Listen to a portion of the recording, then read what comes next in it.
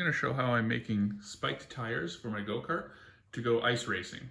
If you have a frozen lake or frozen rivers where you live, this is something you should totally do. Get a go-kart, spike some tires, go have some fun.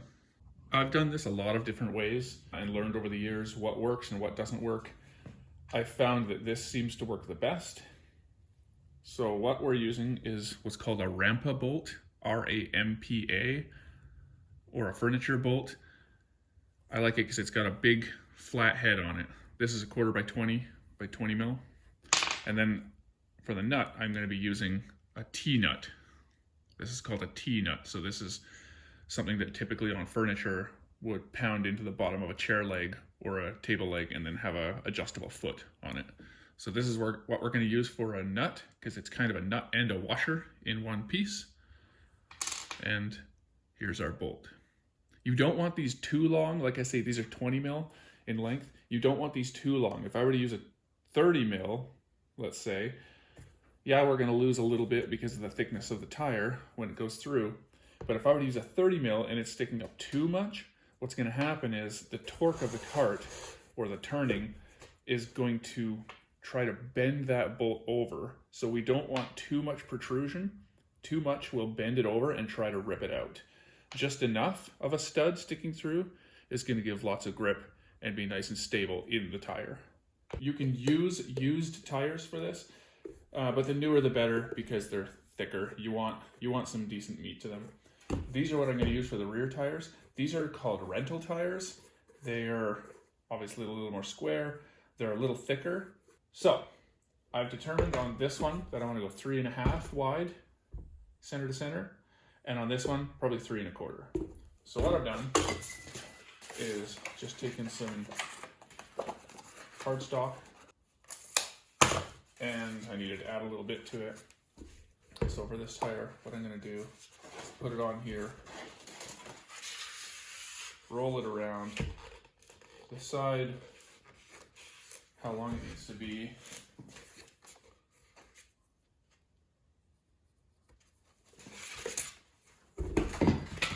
There's my length.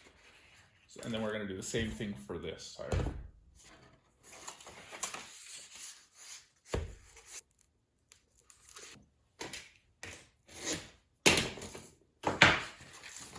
I should show you this as well. These are the wheels I'm going to be using. So these are basic spindle mount front wheels, bearing style, and these are the rears. You would think that more spikes are better. That's not always the case that I've learned.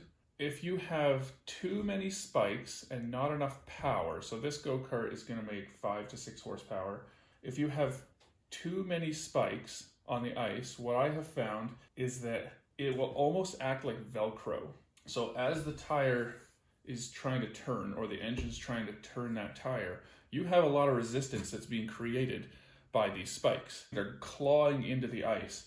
So the more resistance that this is going to have on the ice, or the more spikes it's going to have, and not allow the engine to get into its power band. So you think that more spikes is better? It's not always better. Plus, if you want to be able to drift it, you don't want too many spikes because otherwise it won't drift either. So you got to kind of play with a happy medium. Like I say, I've done this for a number of years. You can overdo it with the spikes depending on the kart. I've got a Rotax kart that's got 30 horsepower, and that one can overcome the traction, and more spikes is better. On a standard 4-stroke, you can definitely have too many spikes. So I'm going to focus on the rear for now. So this was 3.5 inches wide. So we're going to put a center line down it, probably, because I think I'm going to run 3 spikes. 1, 2, 3. And then I need to measure this. It's 29 3. So what I need to do is, 1, count my spikes. How many of these do I actually have? It will use a lot more than you think it will. So if you think, oh, I'll just go buy like 100 of these, you're probably going to need at least 3 times that to account how many spikes I actually have. So what I want to do is probably do something like this. I probably want to do something like that as far as my pattern goes, all the way down it. So I'm going to take my 29 3/8 and do some math and figure out where those would be so that when this rolls together, they all work out, if that makes sense. So the pattern is consistent all the way around the tire. What I've done is I've taken our 29 3/8 and I say, maybe we put them every 2 inches. So I take 29 3/8, divide it by 2, it gives me 14 point something, and let's say 15. So I then go back and say 29 3/8 divided by 15 gives me 1.95. So 2 inches shy, just shy of 2 inches. So what I do, because I want this, when I come around here, I want, 2 inches, 2 inches, 2 inches, and I also want these to be 2 inches when they wrap around. So I'm going to start with about 1 inch, and then just shy of 2 inches, just shy of 2 inches, right? All the way down. And then I'm going to do the same thing here. So starting there, and then I'm going to go 2 inches shy, 2 inches shy, and so on all the way down.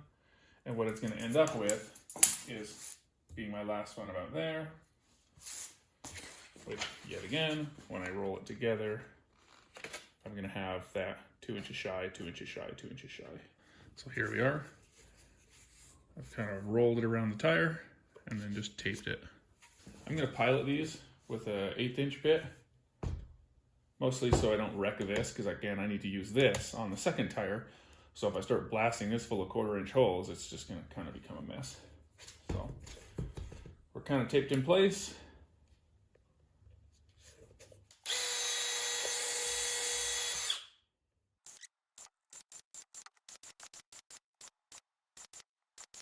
Now these are 1/4 inch bolts. I want to use a tiny bit bigger than a 1/4 inch, because it's rubber. So of course you drill a hole, it kind of closes back in on itself. And you have to push these through the inside, from the inside. And by the time you're done, your thumbs are going to hurt. So you don't want to have to be forcing it through a 1/4 inch hole, which is actually not a 1/4 inch as it shrinks with the rubber. So you want to go a little bit bigger. But that essentially is what we're going for. Okay, so here's our holes.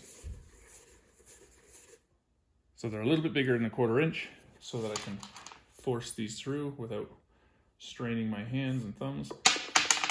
Now this will work. I don't know if you can see that in there. This will work on this cart, because it's only a 5.5 or 6 horse cart. This will work. They're not going to pull through or tear out. On a higher torque cart, or a cart with a torque clutch, or something with a built engine, you would probably want to use a fender washer on the inside, because they will pull out. I've had experience with that. Last year, my friend's got a cart with a fully built engine and a torque clutch on it. We did the same thing and tried it just like this, and they ripped right out. So once you're drilled and ready to go, it's just a matter of straining your thumbs and getting your hands in there and pushing them through. By the end of this, you will have very sore thumbs, and your hands will be all cut up around here from the tires. Anyways, that's the idea. Then what we're going to do is, with a touch of Loctite, red, blue, whichever. I got blue. We're going to put some Loctite on there. To put these on, I made this little tool. So I took a old socket and those slots fit my T-nuts like so. So you'll need to kind of make a little tool to do this. Try not to make a huge mess like I just did.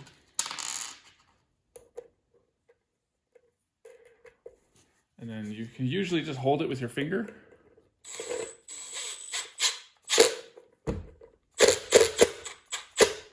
And just lock them down.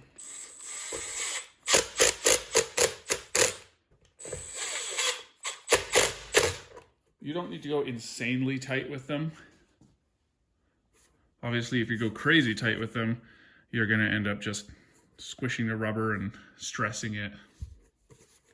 I mean, they're not going to fall out. So There you go. And then do that a couple hundred more times.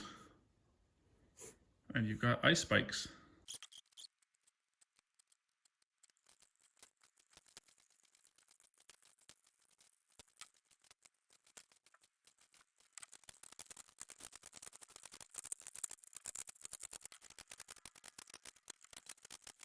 Now on our wheel, what we're gonna do, I've taken the stem out. We want to check over our wheel, make sure there's nothing sharp. We want to make sure that wheel is nice and smooth because we're going to put a tube in it. Putting the wheel and the tube in is, there's not really a pretty way to do it, but what I'm going to do is I'm going to put the wheel in back side first, so hub side first.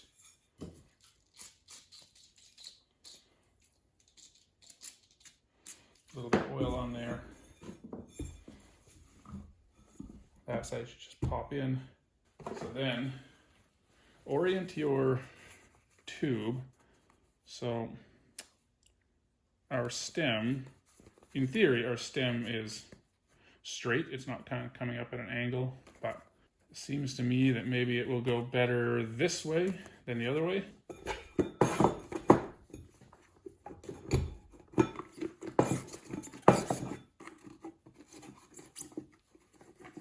So what I'll do is I'll shove it in like this, and then I'll have to find the stem, and then get the stem into the wheel where we want it. So there's our tube in there, there's our stem. I'm gonna have to kind of, sometimes what I'll do is once I get it, I'll actually take the cap off and drop a washer on it.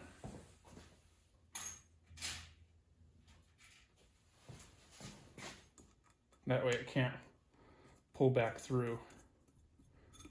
There we go. Then back to this side, we put our little mounting tool in there.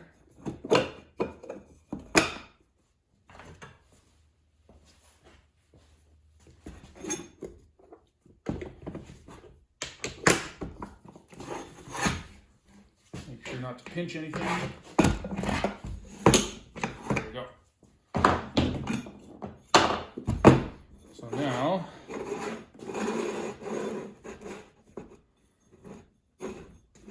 I'm going to give it one of those to loosen it up in there.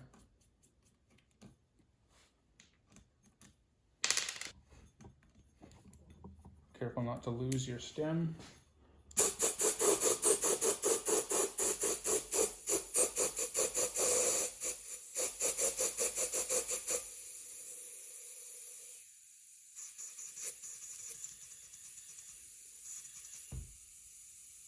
Okay, so one side beaded. There we go. So now what I'm going to do is I'm actually going to let the air out of that. So now that it's seated, I'm going to let the air out. That'll allow the tube to relax into perhaps where it wants to be. And now I'm going to fill it. Now once it's beaded, we actually don't need a ton of pressure in there.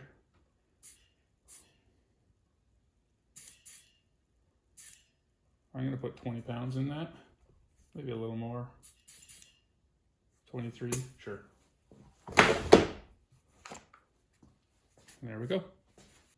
If you put too low of pressure in there, like obviously on a kart track without studs, like just running slicks on a kart track, you know, you're going to run 7 to 10 psi, something like that, really low for traction. On this, we need to run more because if we are running too low of a pressure, the tire obviously becomes kind of floppy, and then the studs can lean over and bend over under load. We don't want that. We want these to stand up nice and tall. Now do that 3 more times. Here are my finished tires.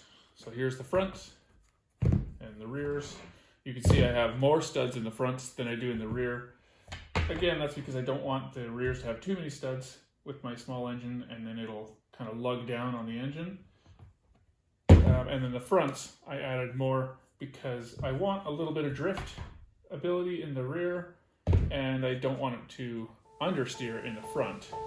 So I've added a little bit more.